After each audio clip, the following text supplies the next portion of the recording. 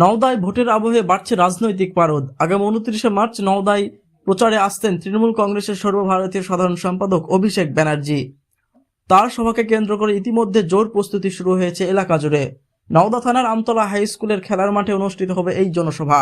সম্ভাব্য বিশাল জনসমাগমের কথা মাথায় রেখে তৈরি হচ্ছে মঞ্চ, করা হচ্ছে ব্যারিকেড, জোরদার করা হচ্ছে নিরাপত্তা ব্যবস্থা। সভাস্থলের পাশেই তৈরি করা হয়েছে অস্থায়ী হেলিপ্যাডও। হেলিকপ্টারে তার আসার সম্ভাবনা থাকায় প্রশাসন ও দলীয় নেতৃত্বের তত্ত্বাবধানে শেষ মুহূর্তের প্রস্তুতি চলছে। দলীয় সূত্রের দাবি, বিভিন্ন ব্লক ও অঞ্চল থেকে কয়েক হাজার কর্মী সমর্থক এই সভায় যোগ দেবেন।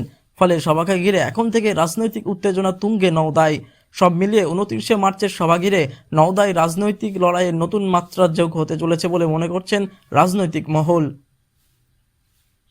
MH news Bangla.